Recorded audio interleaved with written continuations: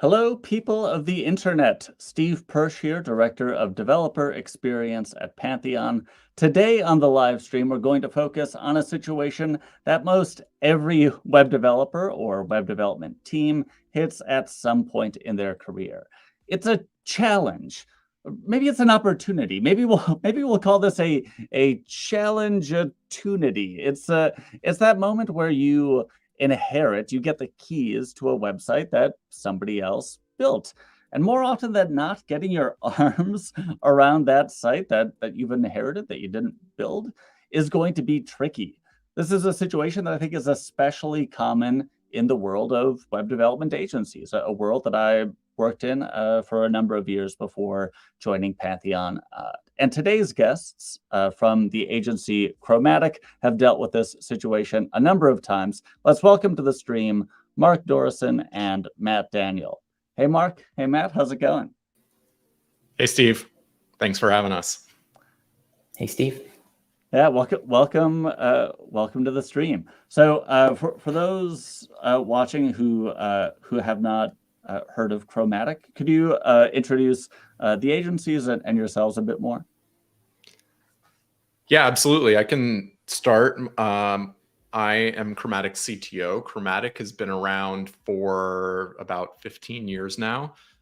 We are an agency that really started in the web CMS space, especially in the Drupal community. I've done a ton of work helping clients solve big content problems, folks that have, 50,000 recipes, 60,000 articles, things of that scale, and oftentimes migrating them, especially from either one CMS to another, one, different infrastructure, from one infrastructure provider to another. So we have a lot of experience solving the complicated problems around those types of issues. Matt? Hi, everyone. Yeah, I'm Matt, and I've been working with Chromatic for, I think, 4.5 years roughly now.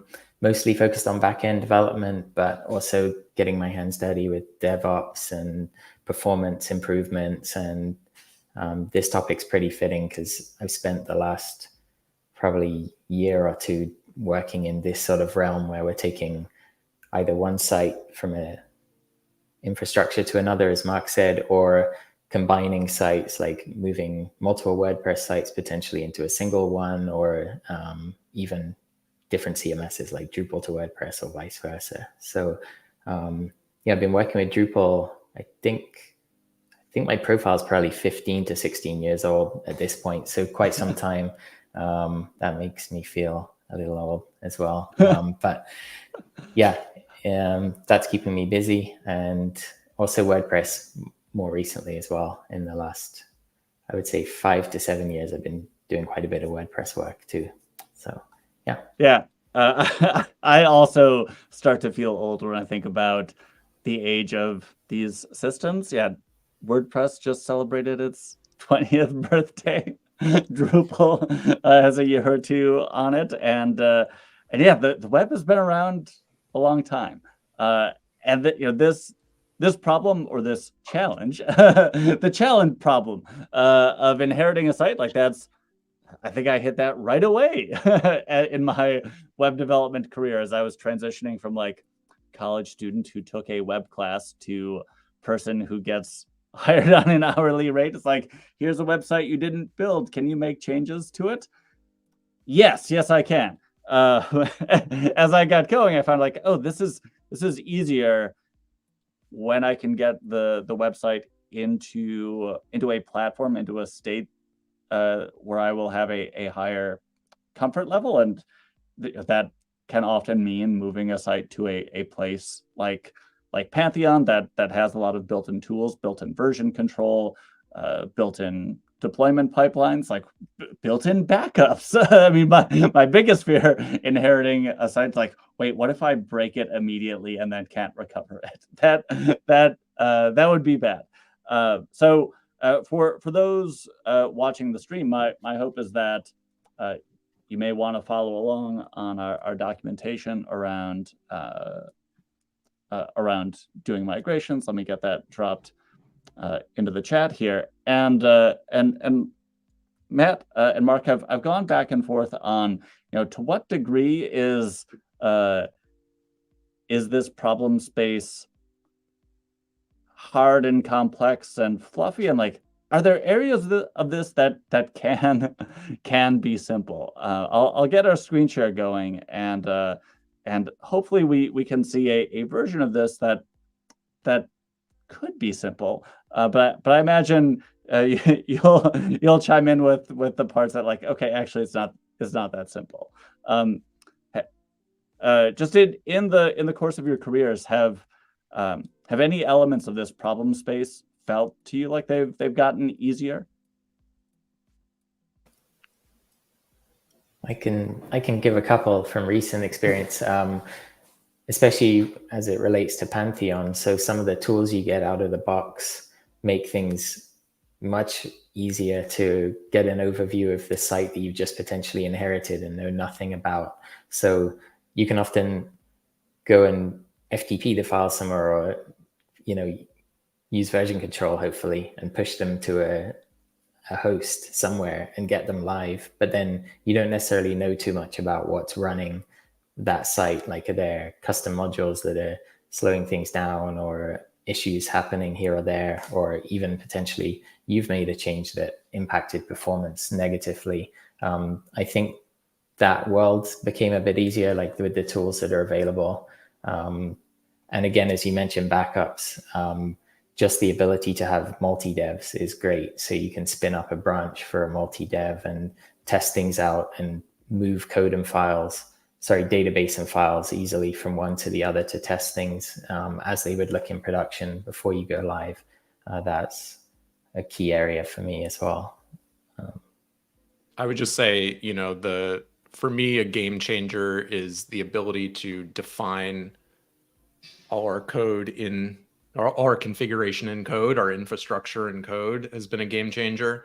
It's a game changer for our clients. Unless what I tell many of our clients is that unless you have a team dedicated to infrastructure and network operations, it's really it takes a big investment in time and energy to keep things up to date, to keep things secure, to keep things repeatable, and to have disaster recovery plans and all of the things that go along with keeping a website or a fleet of websites up. So it was a game changer for many of our clients to be able to utilize something like Pantheon to be able to say, okay, this is all in code. That piece is being handled by Pantheon. Security updates, version updates, we get to manage that with a line of code change. And then, and really from the very beginning, when we first set up the site and define those things and say, okay, well, what version of the database are we going to run? What version of PHP are we comfortable at? Like, that's one line of code. So when we're looking at creating the environment for the very first time and beginning to migrate the site over, as we're about to talk about, like, we get to experience that and benefit from that at the from the very beginning, and that's always exciting. Yeah, I think so.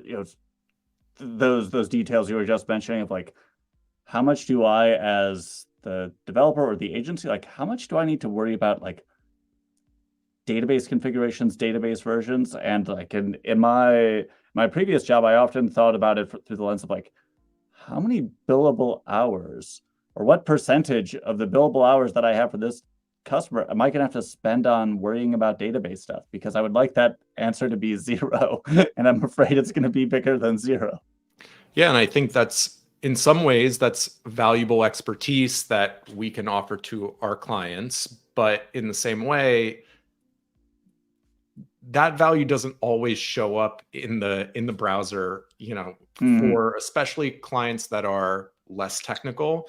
They're like, well, that's great. I care about security and I sort of understand what you're saying, but still, what about my website? And what new features or functionality are our users going to be able to experience now that you've spent all this time on, database versions and Yeah. all that. Like, it's necessary, but it's also, well, how do we limit the amount of time we spend on that so we can spend more time on the stuff that is going to make a difference for our client, when they're worried about their competitors or their users or whatever the case may be.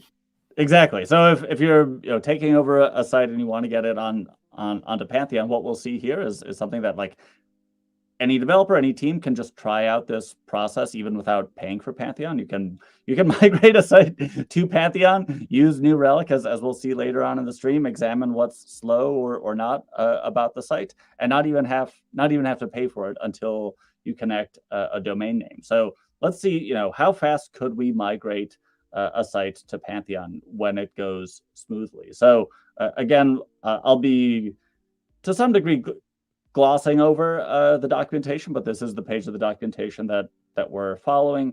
What we'll see here is that you start in the dashboard by clicking that migrate site button. The site that I am migrating from also happens to be on Pantheon, but the site could be somewhere else. It is a very vanilla site. I spun this up just this last week. I added a single post with an image that just happened to be somewhere, I think, on my desktop, a screenshot of a promo that I had done for this live stream. Web development, it's a noisy place. So this site that we are migrating is an overly simplistic site, but I do want to show how simple could a migration be before we talk about like the zillion ways that a migration could be complex. What is the simplest version of a migration? So if we go to our organization level dashboard, we can click, either make a totally new site or migrate an existing site. This process can take a few minutes, but you fill out the URL of your site, you select Drupal or WordPress. In the case of WordPress, what this form would lead us to is this helper plugin that we've had for a number of years through a partnership with Blog Vault. You install this plugin on your existing site. It brings over all the elements of the site, and the one I started before the stream is already it's already complete there. So there we go. I was gonna show more of this, but it is basically as simple as like you install the plugin on the old thing, and then we've got a new URL here on a new Pantheon site. We could visit that dashboard, and it's all been brought over for us. Does that typically take a few minutes? An hour? For a site this small, it took a few minutes. So it's going to scale with the size of the site, right? Yes. It is a function of like the overall size of the site, and this plugin is super handy for sites that are small in size for some definition of small, simple for some definition of simple, and as we can see, like on the reviews for this plugin, somebody here, Joe Dooley, has migrated over a dozen sites, and it just works great, even with 10 gigabytes of files. Great. So maybe our live stream here will be shorter than I was intending. Let me, it's not a Pantheon live stream without some crayons here. Wait, there we go. So the magic of this plugin, we went from old host to new host, and for better or worse, we didn't have to understand much of what was happening under the hood, and we could wrap up the live stream there. But that knowing smile, Mark. All right, see you later, Steve. we should not wrap up the live stream there. So, as much as it is satisfying to have like a magic migration plugin, as someone who wants to know how stuff works under the hood, the magic of just like install a plugin, wait a few minutes, you get an email saying your migration is done, and like, cool. That's nice, but it doesn't always work. And when it doesn't work, you do you do need to understand more of like what is happening under the hood. So at Pantheon, we often talk about the component elements of a site in three big groups. So I'll say 3 parts of a site. And certainly early in my career, I felt a bit overwhelmed by these 3 elements. It was hard for me to wrangle them. So the 3 elements that we think of are the we'll dump out some Legos here. These pink yellow Legos here will represent the code of the site. We'll drop in some clear Legos here to represent the uploaded files, the images, and whatnot.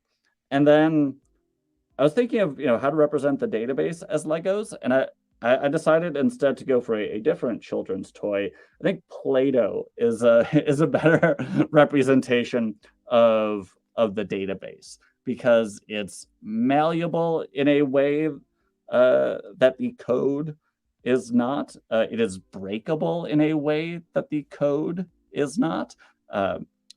Over the decades of web development best practices, we've come up with ways to make the code feel a little less messy than this. One of the ways we make the code feel less messy is we version control it, and it with Git version control, it kind of feels locked in place here. So I won't have time to put all of these Legos onto my version control metaphor here. But when we're migrating from old to new on Pantheon, one of the benefits that we're getting with the code is locking it into place with version control. Our uploaded images, those are not version controlled. They are files in this, I suppose, in the same way like a text file is a file, an image is a file, but they're not version controlled. That's not the best practice way of thinking about it. They're in a little folder. And then the database is still just like, it is a blobby database that you don't want to break. So we move that last in the manual migration way of doing things because the database could break if it were brought over first from old to new without the code in place. Mark and Matt, I threw this metaphor together in a short amount of time. I think it makes sense, but I feel like I need a gut check. Does this make sense to you? And does this match the way? So. I think so. I would add to that. When I think about this, I think about the difference between the code versus the files in the database. As the files in the database contain content that's created by the user. Maybe that's you, but many times often that's someone other than the same person that is writing the code. And so that makes it, because it doesn't live in version control, that makes it more vulnerable, makes it more, I don't know what the right word would be, but the other benefit with version control, especially with a version control system like Git, is that it's distributed. So we've got, when we are moving our code from the old to the new, it's in version control. It's probably on your local machine as well. That's the entire history of all the code. But it's also, maybe it's on GitHub or GitLab or something like that. And so in a way, we have recourse if something happens to one clone of that code. Whereas with the database and the files, we can take, which is why we take backups of those constantly, because we want a place to roll back to or to recover from. But without those backups, they truly are really, all in one spot. And so that's the biggest difference when we're moving those around, in my mind. The code content distinction, like that's I think of it largely as like a social distinction. Like it's a divide that the Drupal community, especially to some degree the WordPress community, have put in place to think, code is moving in one direction largely from our laptops up to the live site, with perhaps intermediate steps before that, a dev environment, a staging or test environment. And yeah, the content in the social constructs of CMS sites, like that changes on the live site. You sign into the live site with the username and password, you make your modifications to the database, and hey, the person doing it isn't thinking, I'm modifying a database. They might be thinking, I'm publishing an article, I'm adding, or I'm swapping out an image. And the live environment is the place to do that. Like that wasn't handed down on stone tablets at the birth of the internet. That's just what a whole lot of web teams have agreed is the best set of trade-offs. The content is changed in the live environment, and you take backups of it regularly because something could break in ways that are different than the code could break. All right. Well, with this metaphorical grounding of the underlying pieces of a website, I'll pull this out here, add our screen share back here. So when we need something more than the magical migration plugin, when either that failed for some reason, perhaps the site is gigantic, or maybe you just want to learn how it works under the hood, let's take a look at the more manual way of doing it, bringing over the code, the database, and the content. So I feel like I should do some tab cleanup at this point so I don't confuse myself any more than I may have already. I'm going to close out some things. All right, so here's the section of Pantheon documentation that will be following in this section the manual migration way of doing things. So again, there are three component parts that we're going to have to consider. This set of documentation again points to that migration screen as a starting point. For time purposes here, I've already spun up what will be the destination site for us, so we just don't have to wait for those containers and whatnot to provision. So we have WP migration before, that's where we're pulling things from, and we have this after site. And the after site, maybe in some half-baked state, but what I'll do to just make sure we're entirely clean on the after site is in database and files, I'm going to go to wipe here just to wipe out anything that might be there. Right. Yes, I do want to wipe this environment. I always feel a little bit nervous clicking that button. How often do you guys click that button in the Pantheon interface? I'm nervous every time. Yeah. Yeah, that's something I should never get too comfortable with, even though I've been clicking that site occasionally for the last 8 years. All right, so we just again to orient ourselves here, we have our before site and we have our after site. Now we're again going to do this migration in 3 pieces: the code, the database, and the files. And I think it'll be helpful to show along the way that for each one of those elements, the code, the database, the uploaded files, there are a few different options that you can go to for which one you use. One way we could do it would be by just grabbing these backups, and I'll make a new backup as well. Take our backups from code, database, and files, and bring them over to the after site, and import the database, import the files here. The code we could do either through SFTP mode or Git mode. I think for maximum learning, which is I suppose what we're here for, let's start with bringing over the code, and let's do it the Git way. How do you guys feel about that? Makes sense to me. Yep, that sounds great. All right, so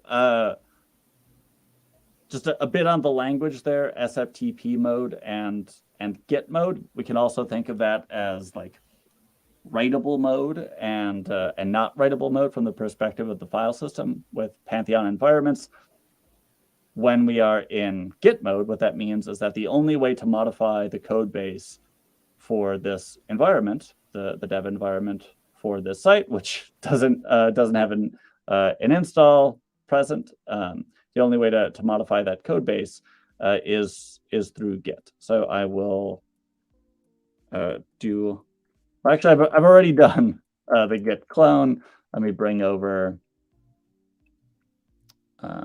my terminal window from over here. All right. So I'm in the directory where I've cloned this repo already. Let me just do a git status, a git pull. If anyone watching wants to learn more about Git and how it works in relation to Pantheon, that was our most recent live stream topic from 2 weeks ago. All right, so I have my after clone, and if I open it up here, I'll see that, yes, I do trust the authors. Thank you, VS Code, for asking me. I'll see here that I don't have much in the way of plugins. I've got Hello Dolly, I've got Akismet, just the stuff that comes with WordPress core. Over in my before site, though, I do have, I've got Yoast SEO and that Pantheon migrations plugin as well. So those are plugins that I will need to bring over. Again, there are a few ways I could do this. I could take the backup that I just made of the code and pull out the relevant pieces there. Checking back over on this migrations guide, it's telling me that the relevant pieces that I need are MU plugins, and themes. One thing to know here is that while we are running WordPress core, Pantheon does drop in some Pantheon specific settings and database connection details in WP config. So it would be unwise to take your existing code base and just plop it entirely over this code base. Instead, you should be bringing over just plugins and themes, really. And for the example here, we've got Yoast SEO as my always go-to example of like what's a plugin that you would have on every single site. Mark or Matt, what would someone find on nearly any chromatic WordPress site? I think Yoast is commonly used as well. And then as far as migrations go, I would say the WP all import is one that we've used in the past as well. That's been pretty good for manipulating content specifically that comes in from various sources. Very great. Let me open up. We'll open this up just in the regular Finder. So I have here the code base for the before site. Got plugins, themes, and I know that the only things I need to bring over are WordPress SEO, and I suppose I may not even need to bring over the Migrate plugin because this is the site that we are migrating to, but just in case, I'll bring that along. And Yoast has enough files within it that my M1 Mac Pro even needs to think about it for a second. All right, so if I run my git status here, I can see those two plugins have been added. So I'll do git add.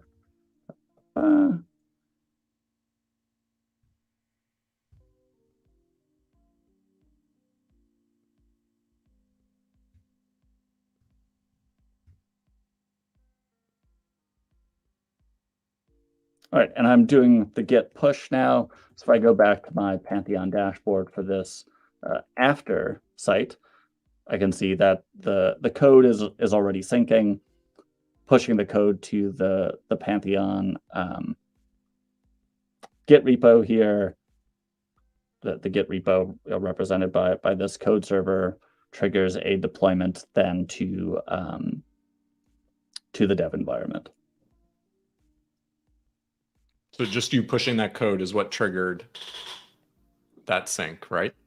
Exactly. Yeah, and the same would be true on, say, a multi-dev environment, which are environments per Git branch. If it's in Git mode, pushing to the Git branch will trigger that same sort of thing. For test and live environments, those don't run on Git branches; those run on Git tags. So, for instance, I haven't even initialized the test environment for this brand new site. On the before site, I have initialized the test environment to do a deployment from dev to test. Yes, we are just pressing buttons here, but under the hood at the Git level, what's happening is the creation of a new Git tag. I think it's just Pantheon _test _1. _2, _3, and it just increments up and up from there. All right, so of our three elements, code,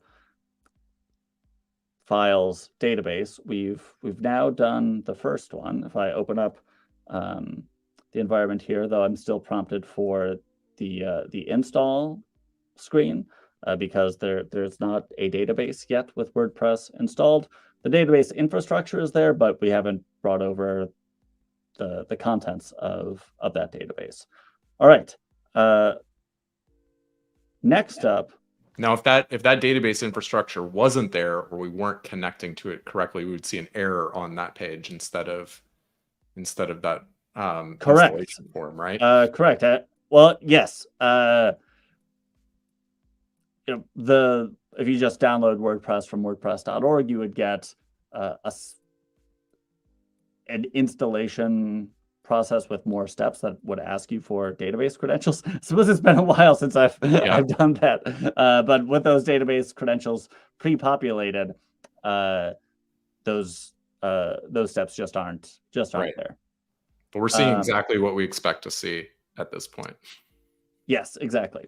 All right, so next up, let's bring over our uploaded files. And here is where we'll have a teachable moment, I suppose, on what exactly do we mean by SFTP mode, and maybe some regrets over naming decisions from many years ago. So the fact that we are presently not in SFTP mode doesn't mean that we can't open this up in an SFTP client. The fact that we are in Git mode rather than SFTP mode means that, like, if I tried to edit one of these files that's under version control, I would not be able to edit a file under version control. I can still see them here in my FTP program. I just can't change them. These are all read-only because we're in Git mode. Exactly. Yeah. The uploads directory, however, where images, PDFs, the things that we were conceptualizing as content, those are not version controlled in Git, and we're you may not be able to see it on the stream. But I've got this this tiny icon here within CyberDuck that's letting me know that this directory, the WP contents/uploads directory, is a symlink. Pantheon symlinks both for Drupal and WordPress. That directory that is meant for all the uploaded files. So going back to my before site, there was not much in the way of uploaded files. I uploaded this this image of myself. Again, there might be a few different ways you go about grabbing the uploaded files. That's one very important file. Yes, exactly. We need that picture of vacuuming unhinged Steve. So we could open up the other site in SFTP as well. We could, in some cases, you might just have everything on your laptop. I'll download the backup here.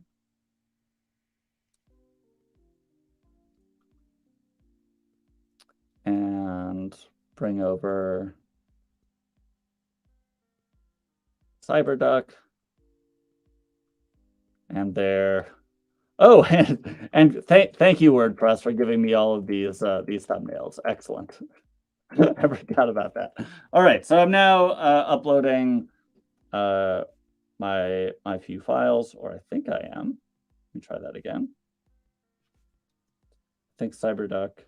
Yes. Let's go, CyberDuck. So since we're connecting over SFTP here, Matt, maybe you can speak to this, but if we were dealing with a site with a huge amount of files, a large number of files, we could probably, I'm guessing, rsync from two remote locations from one to the other, or probably 10 other variations of something like that to efficiently move files across into the new Pantheon setup, right? Yeah, that's correct.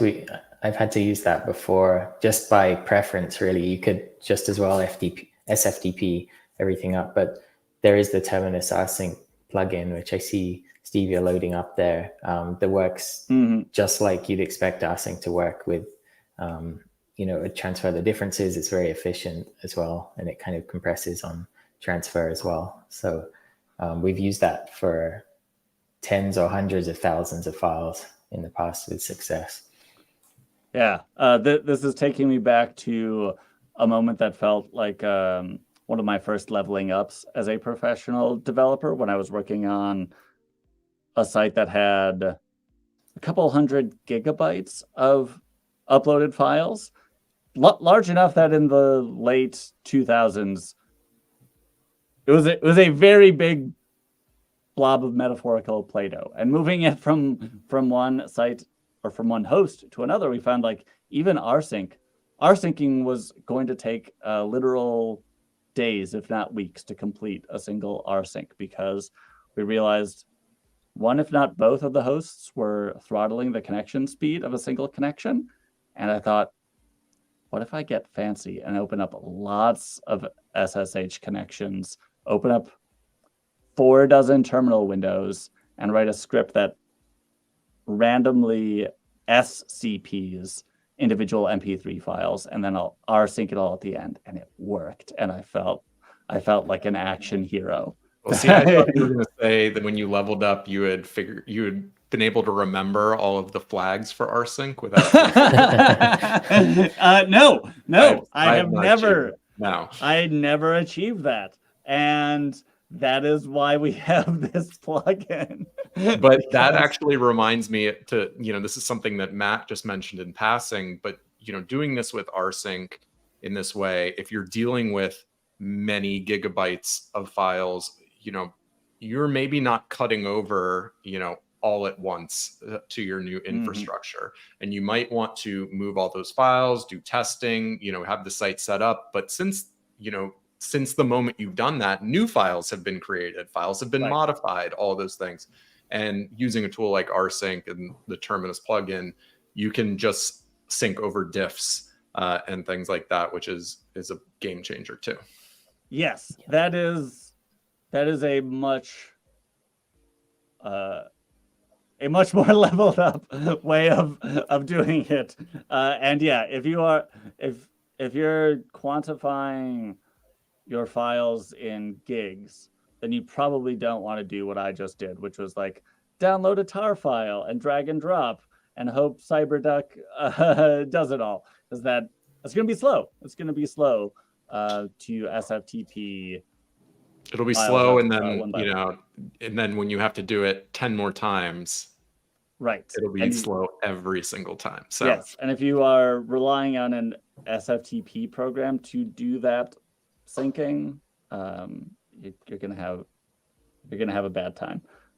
So yes, find that Terminus rsync plugin. All right, we because we had really just a single file with a few derivative versions, we uploaded fast enough through SFTP.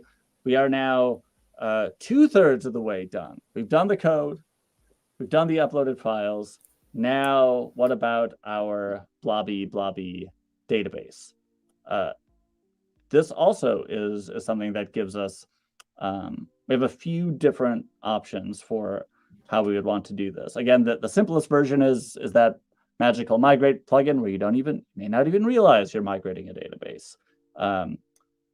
One step up in complexity, I suppose, would be to use this user interface in the Pantheon dashboard, where we can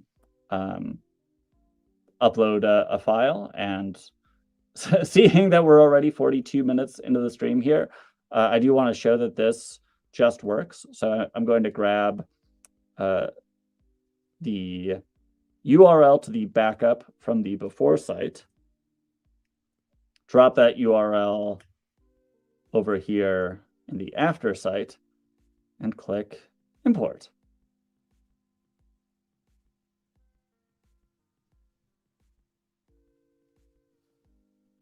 And again, this feels pretty slick to me. It does have some limitations, like I could have as well done the file browser upload, although there's a limit on the size of a file that you can upload.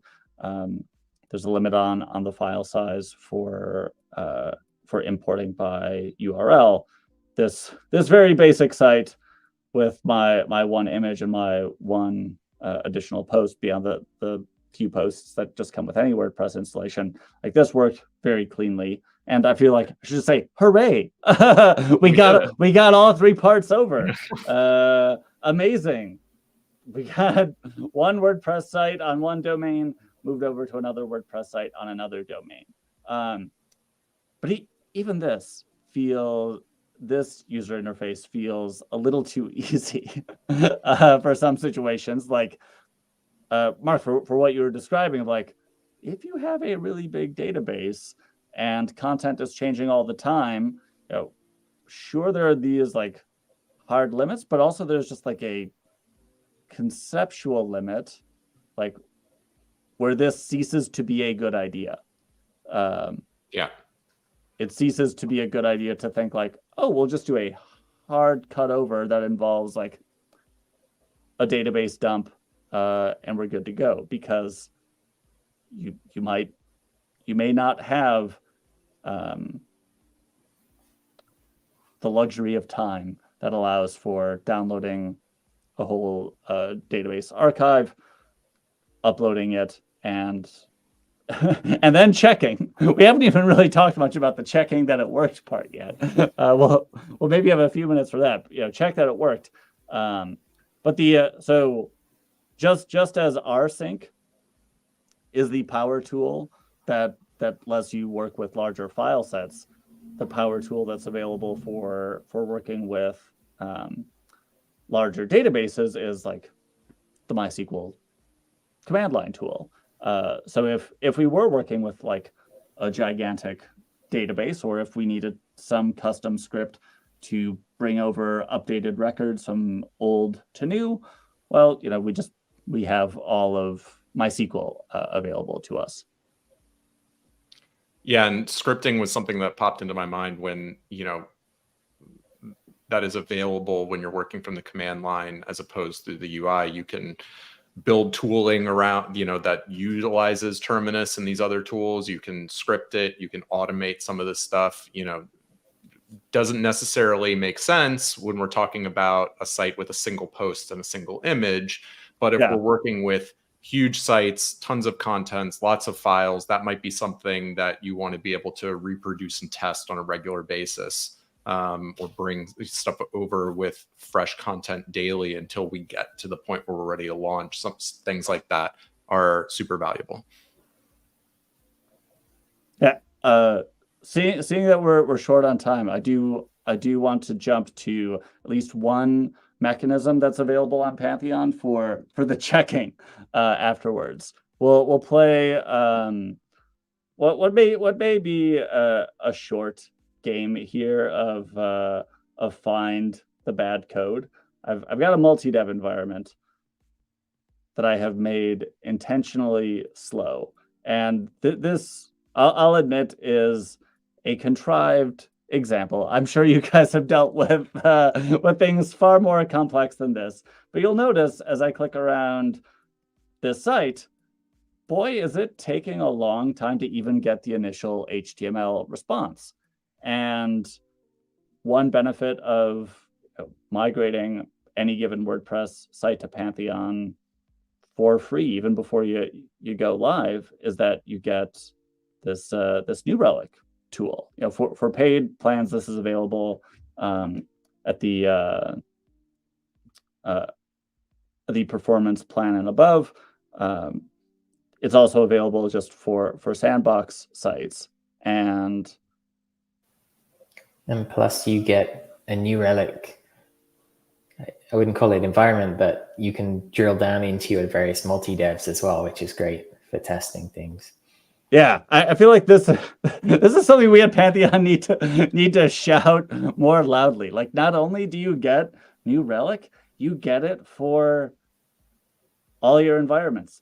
Here on this freshly made sample site, I've only made one multi-dev environment, but this is Git branches getting their own environments. So like if Mark, you needed your own place to work, we can make a multi-dev for you. Matt, if you wanted to troubleshoot this bug, we can make a multi-dev for you, and you would get New Relic just for these environments. We're seeing here that separate sets of New Relic data for the dev environment, the test environment, and this environment that I have purposefully made slower. So if we expand out our time horizon, this site hasn't been getting any traffic in the last 30 minutes. But if we expand our time horizon out a little bit more, suppose we could narrow in more than that, the last 3 hours here, we see something went bad. Something went bad here. And spoiler alert, I made the site slower intentionally. But Matt or Mark, what would you do in New Relic to figure out like something bad is happening? What might it be? I think you made it intentionally bad so that you look good when you fix it. Okay. I mean, just thinking out loud. But yeah, I think you're in the right place here. I think you can keep narrowing down here on the timeline. And as you can see, New Relic gives you very detailed transaction trace information. Like it'll tell you exactly which files it hits, down to even the functions that, along with timing for each, how long it took to run. So we can see here, you've got custom add cookie, which for some reason took exactly 3 seconds to run. It seems suspicious. Yeah, it's a little suspicious. Yeah.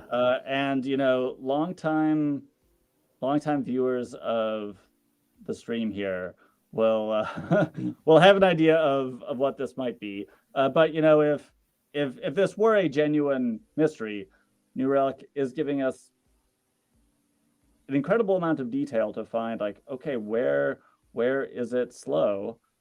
Oh, we have custom add cookie, which is happening in the set of hooks that send headers on behalf of WordPress. And what we would see if we wanted to chase this down, one way we could chase this down and this multi-dev happens to be in the before site. I'm going to jump back over there. One way we could chase this down is like, okay, there's a function somewhere called custom add cookie, and if you're genuinely inheriting a site, you may not know where that is.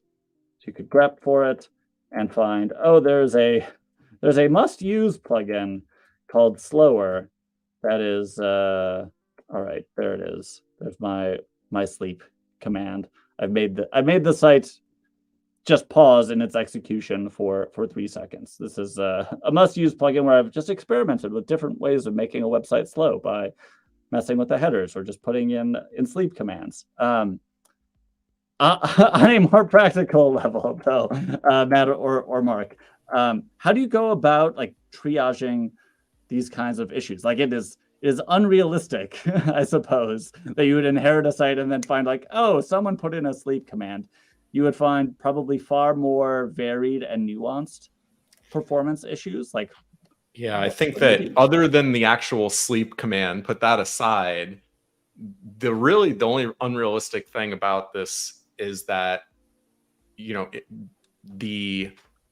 it's so obvious and up at the top where we should attack first. Frequently, if we're taking a site on that performance hasn't been a priority for, or New Relic hasn't been actively used, the list is going to be long of things that are quite slow. So New Relic is fantastic in being able to, you know, order those by time consumed, time spent in each area. And so you can kind of start prioritizing, like, where can we spend our time that we're going to have the biggest impact? Let's start here, and then let's work our way down the list. And when you're in triage mode of trying to, you know, sort of clear that performance backlog, that's one thing. But then when we get to a point where we're comfortable in the, you know, with the performance of the site, then we want to, you know, set some kind of performance budget or thresholds in New Relic to be able to say, okay, if anything rises above this threshold, whether it's slow database query or whether it's transaction time, you know, we treat that as a bug.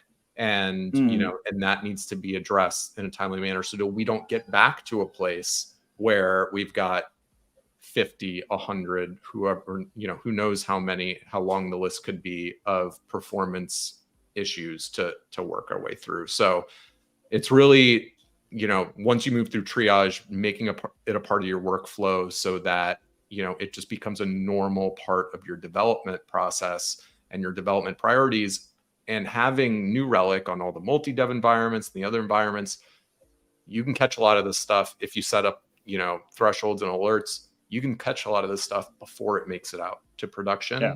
And if and when something does make it out to production, it's easy to identify it and resolve it. Yeah. Well, we're nearly at an hour. I feel like we should wrap things up here. Thanks so much, Mark and Matt, for joining me. As a means of summarizing what we've seen here, let's bring in the Legos and Play-Doh one more time. So, you know, if you are interested in migrating a site to Pantheon, again, everything you've seen here on this stream, you can try for free without paying Pantheon a dime. You can register for a new account, migrate a site to Pantheon, see how it works, see how it performs with New Relic, and you pay once you want to connect a real domain name and go live. So it can sometimes be as simple as like you install the magical migrate plugin and you just go from the old host to the new. Go ahead and try that. When your site is much larger or much more complex, or where you will need a more nuanced cutover from old to new, then you will need to engage with the fact that there are 3 distinct parts under the hood here. There's the code, which you want to get from feeling like a bunch of disorganized files that you're working with directly on some server, into version controlled rationality. Your uploaded files they are files, but they are dealt with in a conceptually different way because they are content in the divide that WordPress and Drupal have. Your database is malleable, more malleable than the code or the content. Tracking changes to the database is more difficult, and it helps to back up your database regularly. One more reason to use Pantheon, because those are built right in. Mark or Matt, any other closing thoughts before we go? I think that was a good coverage. Yeah, just Right. keep at it and keep hitting the site, because then you get even more New Relic data and more ways to help you get better and improve things. All right. Well, thanks so much, guys. And I'll see y'all on the internet. Thanks, Steve. Thanks for having us.